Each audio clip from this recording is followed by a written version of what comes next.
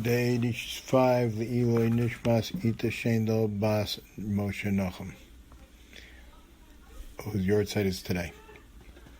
In a nutshell, one may speak Rechilus even under the threat of being embarrassed or fired. A silence of faith.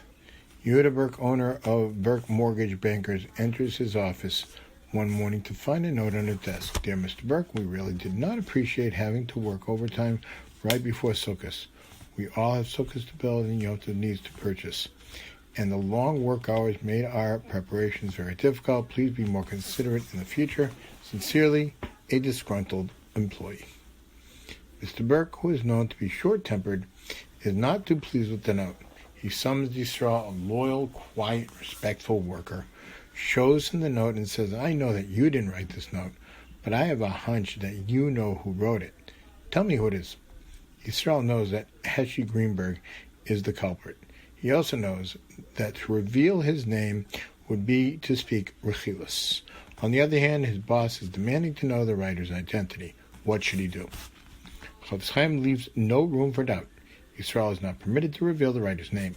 Even if he knows his boss will react by screaming and insulting him, he may not reveal this information. Chofetz Chaim quotes our sage's famous teaching, those who suffer insult but do not insult in response, who hear their disgrace but do not reply, who perform God's will out of love and are happy even in suffering. Of them it is written, and those who love him shall be like the sun going forth in its might. To bear insult for the sake of Hashem and His Torah is a sign of true greatness. Yisrael can rest assured that the long-term gain for remaining silent will far outweigh whatever momentary discomfort he may suffer from his boss's insults. What if Burke responds by threatening to fire Yisrael? Even in this case, Yisrael must remain silent.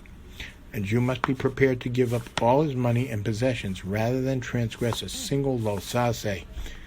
There are situations where it would be permissible for Yisrael to reveal the writer's identity. For example, if in addition to leaving a note, Heshi spray painted his boss's office with graffiti, Yisrael will be allowed to reveal Heshi's identity provided that conditions for speaking Rechilus L'Toelas are met.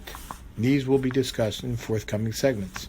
Remaining silent when the result might be losing one's job or being embarrassed is a difficult test.